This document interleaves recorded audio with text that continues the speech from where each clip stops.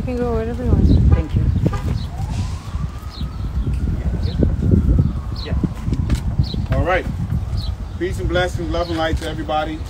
Thank you all for coming out.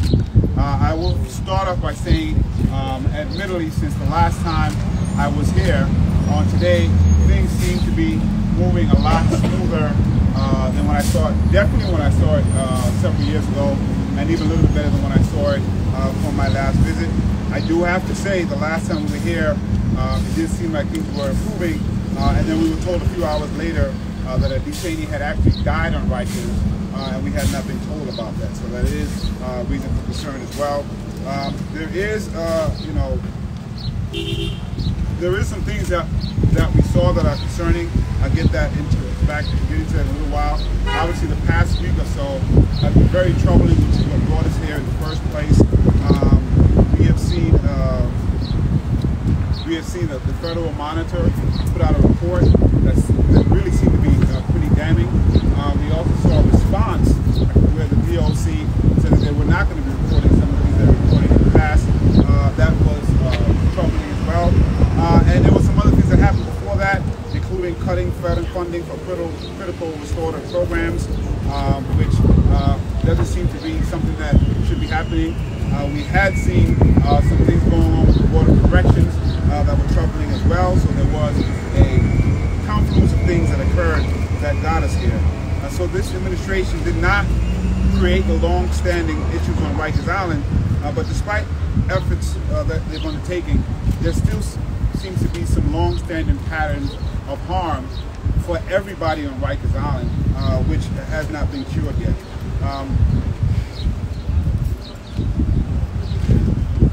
I want to be clear. Rikers Island is a dangerous place for everyone, for people who are detained there, and also for corrections officers. As you've seen this week, there have been some officers who were harmed. There have been long-standing complaints of officers who were sexually assaulted. We do know that detainees are dying. Detainees are being harmed. They can't go home. They can't go anywhere. We were able to ask about a couple of the cases the monitor presented. One of them was the elderly gentleman, and the problem there was that we saw folks ping-ponging back and forth what the problem was and who the responsibility was. It took me a while to call for a federal monitor, federal receivership. It took a long time. It wasn't until last week that I decided to call for, join the call for federal receivership. We actually have a bill that we're holding on to that is going to be introduced to the City Council today. And what we really want to see is a plan that makes everyone safer on the island. People who are detained there, people who work there, often from the same communities. I have not seen that. What we want to see is a commitment to close Rikers down.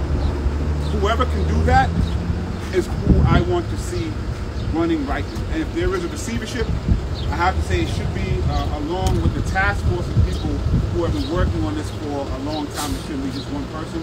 I have been clear that I also have concerns about federal receivership. I don't know that it's a panacea.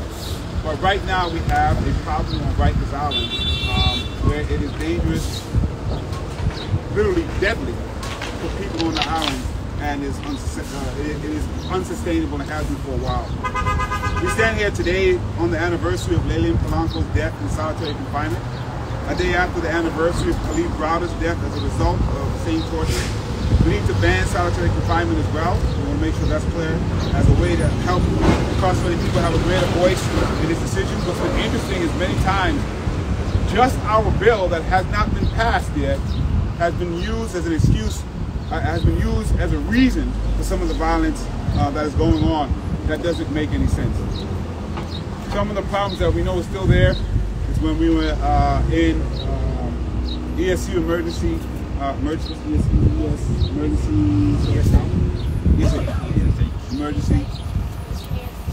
enhanced supervision housing.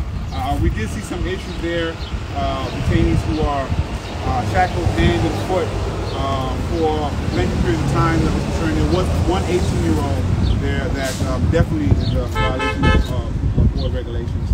NIC was particularly concerning, in that we're not clear of how people go into NIC. That is the cell within the cell. There were some folks who were under 21 there. Somebody was there since late last year, somebody was there since February. The most concerning thing there is that they don't seem to know how they get out of NIC, which is problematic. The one thing that both agree on, detainees and corrections officers, is that we need more programming. The places that have programming seem to be operating better than the places that did not, and everyone was calling for addition of therapists, people who can help people navigate what they're going through in a better way. So it's clear that right now on Rikers, we still have humanity, the humanity of incarcerated individuals who is being denied, and these are steps we can take to protect the health and humanity of the people who are too often out of sight, out of mind. Again, the reason I continue to push for receivership now, we want to make sure that there's a plan there to keep everybody safe and to make sure we're shutting Rikers down as soon as possible. We were concerned about the things I said. Cutting funding for programming doesn't make any sense. Obviously, the federal monitor has some reason for pause and concern, and the response of seeming to, man, let me just finish, and then we're gonna have your turn for sure. And then the response of possibly withholding information is also a concern. So my hope is when we meet the administration, they present a plan that has helped. And I'm happy to say that maybe it's not something we need, but we're not there right now. And although first to admit what we saw is better, there's still a lot of reasons for concern. Oh, there were some people in certain houses that said they weren't getting the rec that they were supposed to be getting. That is also concerning. So right now, I'll call up Comptroller Bradley. Thank you, Jumani. First, I want to thank folks for coming out here and apologize for asking people to stand outside amidst the climate emergency. We've got a climate emergency for which we are woefully underprepared, but we thought it was critical also to continue with our visit to Rikers, which is a separate humanitarian emergency and one that it is critical to call attention to. What brought me out here first and foremost today was the decision of the Department of Correction to stop committing to providing reports on deaths in custody to the federal monitor, and it's also unclear to me whether they are being provided timely to the Board of Correction. We established a DOC monthly dashboard coming up on a year ago now, and we appreciate the DOC's providing the information that we are then able to report on a whole range of issues that are up on the dashboard today. Obviously, at the beginning, we were looking at whether staff are out sick or coming in. That indicator actually has gotten somewhat better in recent months. We report on use of force. We report on slashings and stabbings. And we had been reporting using information from both the Board of Correction and the Monitor on deaths in custody, which seems like one indicator that you would most want to have up to be able to reflect honest, transparent telling about what is going on Rikers. And so when we had to change that indicator from the number that we have been able to report in each month to unknown, that felt to me like a system that is not at a basic level. One, being transparent and honest about the most critical details, and two, it just doesn't reflect an understanding of the humanity of those lives lost. So that's what brought me out here today. And while I share the public advocate's feeling relative to some recent visits, that things were surely calmer in some ways today, and that is a good thing, we did see multiple places where the practices that we saw do not comply with the rules set by the Board of Correction. The department has an ability to decide when it does and doesn't choose to follow those rules, but I'll give you the list of them because it is not compliant with Board of Correction rules to have folks in ESH level 1 shackled both by the ankle and by the hand to the desk that they're in. Let's remember, they're in their cells most of the day. They are outside in small individual cages for several hours, and then they sit at desks to which they had not previously been shackled hand and foot. think they started shackling people by the foot in February, and they only added the shackle by the hand in recent months for everyone. There was an incident that absolutely needed to be responded to.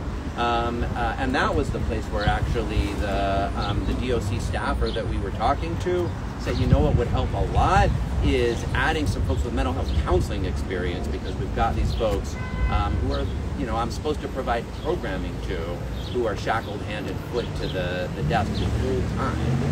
And it would help an awful lot if there was also some mental health programming, something we heard both from correction officers and DOC staff and from detainees. As the public advocate mentioned, one of the people that we talked to shackled to the desk was 18 years old.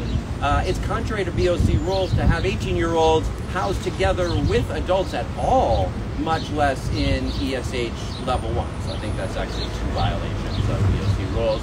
And then what the public advocate calls NYC, or what I refer to as involuntary protective custody, to me, and I have not seen clear rules or guidelines for it, is essentially solitary confinement. Folks are in those very small, very dark cells, 23 hours a day, 1 hour out, and there is no length of time that individuals can be, unlike ESH, which has 30 days in level 1 and 30 days in level 2. There's no clear clock on how long you can spend in IPC, and as the public advocate said, no clear procedure for requesting a hearing for which you can get out of it. All of those practices are counter to Board of Correction rules.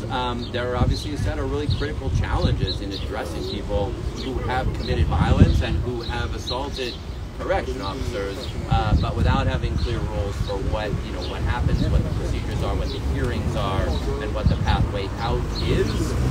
That is not a policy that I believe we should stick with. We actually had a couple of people who raised to us the question of budget cuts. This was interesting because one thing that everybody we talked to agreed on is what needed is more resources for programming, not what the executive budget does, which is cut them. And actually a couple of people asked us, what's going to happen with those dollars? Are my programs going to continue or not? I want to say just a little more about, because we asked about 2 of the 5 incidents in the monitoring report while we were at EMTC, which is where they took place. In particular about this 86-year-old who spent 24 hours there while in septic shock, while bleeding, and the kind of cross finger pointing that we heard about why this person should never have been there in the first place. He should have been taken to a hospital, spent 24 hours here before getting to a hospital. We really did not get good or clear answers about. I will leave it there. Thank you very much. One other thing with the person, people were shackled and what we were told by Board of Correction folks that they sometimes can do that individually depending on the case of what happened. But what seems to be doing now is they're just doing it for everyone who's which is a violation. Next we have Melanie Dominguez. Thank you so much for everyone for being here. My name is Melanie Dominguez. I'm the lead community organizer with the Patel Center for Equity, Health, and Justice. And all I want to say right now is that Rikers is an absolute disaster. Since Mayor Eric Adams took office, 22 people have died in New York City jails under his watch. That's 22 human beings. People are dying under this administration, and the mayor is choosing to do absolutely nothing about it. And so one of the things that you heard from the public advocate is that the federal monitor released a report in which they stated that the conditions in our city jails are, and that for the incarcerated people, that they are in imminent risk of harm. And that is something that we cannot ignore. Incarcerated people are in imminent risk of harm. That means that every single day that they spend at Rikers, they risk being injured, they risk losing their lives. And so being sent to Rikers right now, it is a death sentence. And like I said earlier, it is clear that Mayor Eric Adams is unwilling to address the crisis in our city jails. We cannot wait any longer. If we do, then more people will die. And until Rikers is closed, the federal courts must immediately appoint a federal receiver to improve the conditions for those that are detained at Rikers and the staff that are employed there. and in order to address the long-standing issues found at the jail system. Our members at Qatar have been incarcerated at Rikers, and some currently have loved ones that are incarcerated at Rikers. So they know firsthand the harm that is unfolding in this notorious and deadly jail complex. And that's why we are here today fighting for the immediate closure of Rikers Island. And I want to thank the public advocate, Jumaane Williams, and the New York City Comptroller, Brad Lander, for being here today to push for the closure of Rikers Island and for the federal courts to appoint a receiver to address the conditions at Rikers until the mayor shuts it down. And so thank you, everyone. What do we do with the individual that does this? Good question. Thank you. It's a good question. Andrew Ward from the Fourth What Society. do we do with the individual that does this? That's a good question. What do we do with the individual that does this? Thank you, Public Where's the outrage? Somebody spoke. Where's the outrage? Somebody spoke. That's okay. My name is Andre Ward. I'm the Associate Vice President of the David Rothenberg Center for Public Policy at the Fourth Society. I stand here with the Public Advocate, the Comptroller, and the organizational representatives that you see here to acknowledge three things. One, we need to decarcerate. We need to reduce the amount of people that are on Rikers Island. And to do that, we should have reputable programs from organizations inside the jails engaging people with interventions to ensure that they don't come back to Rikers Island. We need to have greater transparency. And as was mentioned earlier, 22 people have died on Rikers Island. And those things are going unreported in some instances to the Board of Corrections. So there has to be greater transparency. And then lastly, Rikers has to close. In the meantime, however, as a means to an end, not an end in and of itself, we support that a federal receiver should be put in place to address the dysfunction that's on Rikers Island, to ensure that all human beings on Rikers Island are dealt with humanely and fairly, on both sides. In order to do that, we think a federal monitor should be put in place. We will continue to stand with those who insist that Rikers Island is closed, and that transparency occurs, and that a federal monitor is put in place. Thank you. Over 50 correction officers have been sexually assaulted. Where's the outrage for that? That's true. I'll speak to Where's that. the outrage for that? Over 50 correction officers have been sexually assaulted. Where's the outrage? Nowhere in America are sexual assaults allowed. Nowhere in America in the workplace, unless you're a correction officer. Peace and blessings, everyone. Peace and blessings. Again, respect. Give me my respect, Benny. Peace and blessings. I'm Chaplain Dr. Victoria A. Phillips. Everyone calls me Dr. V. And one thing I know for sure, standing here, after working in and out of Rikers Island for over 20 years in various positions, is that I have community members on both sides of this conversation. So when we talk about safety, when we talk about protecting those, I am always at the table talking about it from both sides of the conversation. But let me be clear. I'm out here today because everyone on Rikers Island has a union except for those detained. So that means they have their ability, they have their complaints, their grievances pushed to the forefront, and they actually have people that are being paid to bring their concerns to light, except for those detained. And that is my first and foremost concern, because no one on domestic soil should go without their basic human rights. No one being detained on domestic soil should be not denied access to medical care. And let me be very clear. We spoke about 22 lives that have been lost in DOC Department of Corrections since the mayor took office. That's 22 heartbeats that have stopped in less than 18 months. Longer than they have had their administration. 3 of those lives that we are discussing, this was lost this year. Every life lost this year in DOC custody was known to DOC and Correctional Health Services for having a mental health concern. Why are we still incarcerating those who need our need help and treatment in the community? Why are we still making DOC staff step up, are supposed to step up, when they are not fully equipped to handle the people that are placed in their population? Everyone is at fault right now, and everyone needs to step up to save lives. It is not okay, and I'm going to hurry up, but it is not okay that we continue to send condolences, say I'm sorry, and another life continues to be lost. And it is never okay that we only come out when actual heartbeats are stopped, and we do not hold DOC and anyone else accountable when people leave DOC custody with lifelong disabilities that they did not enter into the system with. All of this must be addressed in real time. While we're talking about closing down Rikers, we need to be talking about solutions that can be implemented today, because over 6,000 people, our lives are on the line right now. And it's not good enough for our electors to say we will change. 8 years ago yesterday, Khalif Browder lost his life because of barbaric treatment and conditions that continue to torture him even when he was out of DOC custody. 4 years ago today, Layleen Polanco lost her life in DOC custody. And guess what? Officers were on the tape laughing at her. That mindset and that culture of torture has to stop. And let me tell you something. Y'all hearing about receivership? As an Army brat, yeah, time's up. As an Army brat, I'm not sure about receivership. But what I am sure about is accountability. And today, accountability must be across the board. From the mayor on down, we all have ability to stand up and do what's right. Fight for our lives on domestic soil. This Peace is not and okay blessings. either, sis. This officer saved an inmate's life from a slashing.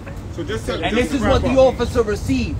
This is what the officer received. This officer saved an inmate from after he was cut. After he was cut. This is not okay either, sis. What do we do with the person? My life on the line, and it was What do we do detainees with that them? saved me. What I do we didn't do even with tell the that woman who story on doesn't this stop record. beating on All right, us, man. sexually assaulting us? Let me just wrap What do we up. do So with one, them? there was 22 detainees who have been killed, who have died in the past 18 months. We just got to lay that out there. They're no longer here. But I don't want to ignore what's being said, because there were 50 officers who have been injured. You see one of them there. There are officers who are sexually assaulted on a regular basis with seemingly impunity. That is a problem. Where we disagree is what the solution is. And what I do know is that that exists in what's currently happening in Rikers Island. Which says to me what is currently happening in Rikers Island is not working, because we have detainees dying, we have officers being sexually assaulted and being injured and harmed. That kind of violence has been in Rikers for way too long, and the way Rikers has been breeds that type of violence. It is one of the reasons that we are calling for Rikers to be shut down. It is one of the reasons that I've called for a federal receivership, because as I've said, in my opinion, no one on either side of those bars is safe. As Dr. V said, there's only one population that doesn't have anyone speaking up for them in the same way that the officers do. And so we just have to be clear about what's happening and why we're saying what we're saying. No way, sense, or form am I ignoring what's happening, because those human beings should go back home how they came to work. Most of them are black and brown, most of them are women, most of them come from the same communities that the detainees come from. Quite frankly, I think if both of those things were not true, you might see a lot of things different there, but that's a different conversation. But I just want to be clear what's happening. There is a culture of violence that has been occurring for a very long time. I didn't want to say, and I forgot to say this at the beginning, we did speak to corrections officers. The double shifts are regularly happening. I think that is not good, because people get tired and there could be mistakes. And there are also a bunch of folks not getting meal breaks, which is also not helpful to make sure that that place is running the best way it could. So those are things that can be Especially on a double shift. Especially on a double shift. 16 hours. If you're not getting a meal break, that is problematic. So I just want to make sure we put that out there, and we're happy to take any questions. Mr. Williams, Mr. Landers. We're going to go with on topic, in person, and we're going to not do a shouting match. We're going to go one at a time. Jay, I'm going to let you go first. Appreciate it. Either of you, Mr. Lander, Mr. Williams, based on your visit today in comparison to your most recent visit, what were you pleased to see, and what are you still concerned about? Well, what I would say in 2021 is I always have to be honest about what I saw and it was improvement. But I also don't want to justify the absolute craziness that I saw in 2021. But that was insanity. That was something on the brink of complete dysfunction. And I don't want to justify that as even being a thing. So compared to where we were, it's leaps and bounds. Compared to what we saw last visit, it's even increased a little bit better. We actually heard from detainees that it's increased a little bit better. But there are still some things that are problematic, like the violence that you see here, like the deaths, like seemingly withholding information. As I mentioned last time I was here, I said some things that improved. It turned out we had not learned that a detainee had died just a few hours ago. So who knows what might come out a few hours from now. I don't like the fact that they are blanketly using shackling for everyone without individualizing what's going on. NYC is definitely someplace that has to have some improvement and ways for people to get out. It just seems to be a no-person plan about how you get in and how you get out. I also didn't like the finger pointing that went with the elderly person that we heard. Is that case number 5? Case number 5. Basically, everyone there agreed that that individual should not have been there, but no one could say why they were. And that's the problem. We want to make sure things don't happen again. We have to identify what's happening. The intake actually seemed to be moving a little smoother than some of the things that we saw. But the violence is a huge problem. We have to get a handle on it. There are real people dying and people who are being harmed. Okay, next question. I'm going to go with everyone. Hi. Could you just clarify before I ask my question? The elderly person you were saying is 86 years old? Yeah. I think the monitor's report says more than 80, but I think it's been reported that. And what was their condition again? So he was by all accounts, like when he was brought here, he was already essentially in sepsis, was bleeding, and should have been taken to the hospital immediately. That's not on posting correction that he should have gone to the hospital before coming to Rikers. He should have gone from the precinct to the hospital before coming here. But from what we heard, it's pretty clear once he got here that he was literally bleeding in sepsis and was still here for about 24 hours after getting to the hospital during the time. You said he passed away? He's okay. And then my actual question is on behalf of my colleague Courtney Gross. There's a lot of turmoil at the DOC with board members right now. Do you have confidence in the board just having oversight of this process that after what you saw today especially? Well, I give credit to the majority of board members yesterday who moved quickly to overturn an arbitrary decision outside of rules. So, yesterday we woke up to the news that one individual who's the chair but does not reflect a majority of the board and hadn't had a vote and didn't have authorization, had essentially tried to make a staff director change without the authority to do so, without a majority of the board. I don't know whether the intention of that was just to sow chaos at the board to make it more difficult for staff to come do their oversight job. But I give credit to the other board members, the majority of the board, who moved quickly to have an emergency meeting and who restored the interim executive director to that position. I mean, it's similar. What we've seen, now we've seen for a number of years, is that in push and pull, and I will have to say, over various administrations, there has seemed to be resistance to some transparency and some oversight from the board. It was good to see the board really trying to push back on that and making sure that what they're mandated to do, they are able to do. And so it was good to see that they some good in trying to make sure that happens. And as they said, to make sure that the board and not one person on the board can really provide that oversight. I do want to make sure, which I forgot to mention, that the vast majority of people that we sometimes forget on Rikers Island have not been adjudicated. They're waiting for trial. Some of the things that everybody agrees on, including my friends who are to my left, surprisingly, one is speedy trial should be something that we're all talking about to make sure folks can have their trials quickly. No one on Rikers should have a mental health problem. That is something that everybody agrees on. And we need more programming, not less programming. So it's not something that we should be cutting. And there's things that we can agree on. My hope is that we can move forward on those quickly, but we always seem to have tension, even on the stuff that we agree on.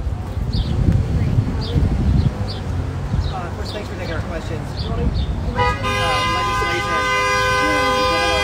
What's going on with the solitary bill? It's been 18 months and counting now. I just want to know. Well, the legislation I mentioned was a receivership. It's a resolution that's going to be introduced today. solitary bill is going through the machinations of trying to get a complex bill passed through the city council. It won't be the first time I've had a complex bill passed through. It's taken some time. It won't be the first time that I've had a complex bill go through division. I'm one person. I want to make sure we're going to put it out there correctly, and then we're going to try to get to do it and get it to do the thing that we want it to do. It just takes some time. It's a lot more important. What I will say, the thing that I've seen the most eye-opening is how chaotic some things have been moved. Like you try to move one piece and everything else can fall apart in a way that I didn't understand how everything is so connected and how some folks not doing their job here can affect over here. It's a huge problem. That is another reason why I think we need to shut down Rikers and not bring the culture that's here. When you say chaotic, you mean just the general operation day to day? The general operations haven't gone through this bill right now.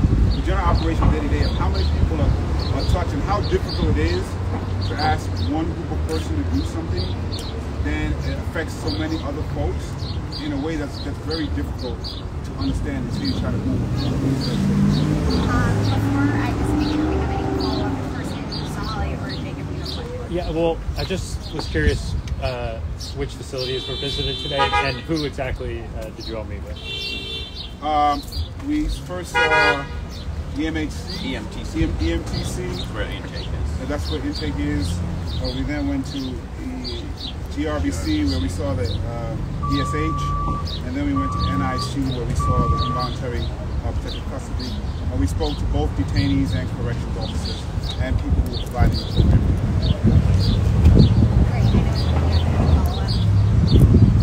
You mentioned the lack of notification on the deaths now. Is there any talk about legislation to kind of force the department to do this now?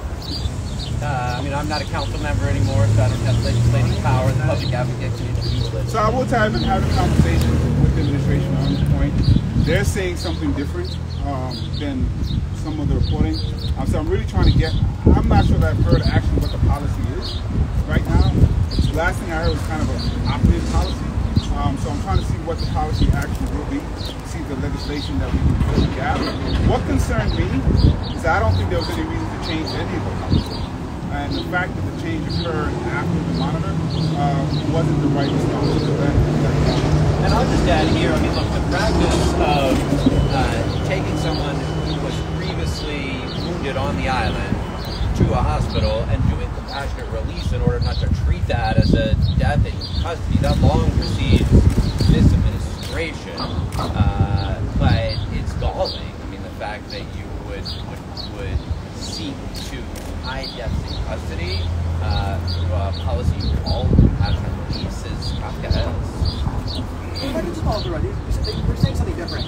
Just to clarify, like, you know, and the reporting is out, which is, it's a fact that the press office, and they've said this on the record, that they will no longer notify media. Are they saying something different to you, that that's not what they're doing? What's come back to me is that the media can actually request to get it. If that's not true, we can ask, but sometimes somebody in the press might not know. Yeah, that's a problem. No, that is a problem. So that's what I'm saying. I don't know why we didn't change to an opt-in system. That is a problem. But I would say there's two things. One, I don't know why we're changing the policy that it is. There's no reason to do that. If we were giving it out, we should. Two, I want to make sure we're saying where the problem is correct. So it sounds like they will still give some of it publicly, so we should name that.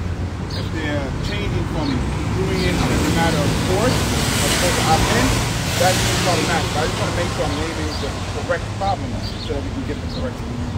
For this, but on the budget, right? The $17 million cut on the 5 nonprofits that have been there for decades. Have either of you had conversations with anyone in the mayor's office about this? Yes. I'm not getting answers that make sense. And it's a problem. There's no reason to cut in funding when everybody agrees that we should be having more funding. I don't think putting more work on DOC when we're struggling with some of the work that they already do is the answer. And I actually don't see how it saves money, but that's a different question. There are things happening here that don't make sense to me, and I'm trying to get information about why we're making the decisions, and I'm not getting satisfaction right now. we have time Thank for you. 2 more questions? Yeah, we're going to do 2 more on topic here. I have a bunch on my phone, so you're good? No? I'm good. Okay, so on the phone, I have Joe Anuda from Politico is asking whether DOC's decision to stop publicizing deaths is part of the reason for the visit, and whether the controller thinks these sorts of outings will be more common because of the lack of transparency. I mean, and I said this to multiple DOC staff today. That was the primary reason for my visit. I mean, I've been a lot of times. I'm sure I'll be back again. The reason that I felt it was important to come now was because of the DOC's decision to stop providing information about deaths in custody. It shouldn't be something that presidents have to already know to ask about. That is the basic information that needs to be provided. Whatever the deal is between the mayor and the monitor, I can't say. It should be provided to the monitor. It should be provided to the board of corrections. It should be provided to the public. And look, this goes with a pullback of other transparency as well. The effort on the part of the department to deny video to the board of corrections. So yes, I mean, I guess what I would say is we have tried mostly to be a vehicle of transparency. That's why we set the dashboard up. In some months it shows things are improving, and of course it includes assaults on staff as well as use of force, like the value of having clear, transparent information whatever you think about the broader set of issues. And if we can't have confidence that the department is going to provide clear and transparent information, then we will need to come in for some more often. Let me just say, for me, it was a series of things. There have been some issues that I was concerned about that was happening on the board of corrections problematic. There were things that we were calling out for a while that we always seemed to get pushed back.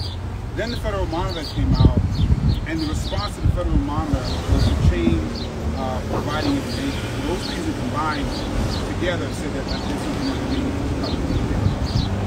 Great. Matt Katz from WNYC is asking, is there anything that can be done about the Board of Correction being blocked from getting video access? I don't know the answer to it. We are looking at it to see what we can do. Some of the stuff can't be done through the city, but that was another transparency issue that we have. There seems to be no reason to change how the board can access it, make it more difficult. So as other people want to make sure we name the problem, because they do have access, just the way they had access seems to be a little bit more difficult and unnecessary. So all these things are some problems. Last question. In addition to the public comments you made, what are the controller and public advocate doing tangibly to move the city closer to receivership? That is the groundbreaking in this daily news. One, you got to start by calling for it. And two, as I mentioned, there's a resolution that's going into the city council today. It's going to be introduced, and it'll go through its normal process legislatively. I do want to just say again, what I want to see is something change. So for me, it could be this administration, it could be the receivership. I have problems and concerns about what can happen in federal receivership. I don't want to pretend that I don't. I think this federal receivership, my hope is that it comes with some of the task force members who have been working on this, but the options are not many. So what I'm just seeing is whoever can provide the best plan. And up until now, I haven't seen what I want to see. That's why I didn't take this lightly, call for receivership. If someone in this administration presents a plan that makes sense, I can just as easily say that this is not the time that we need. Thank you. With that, that's a lid. Thank you, everyone. Thank you.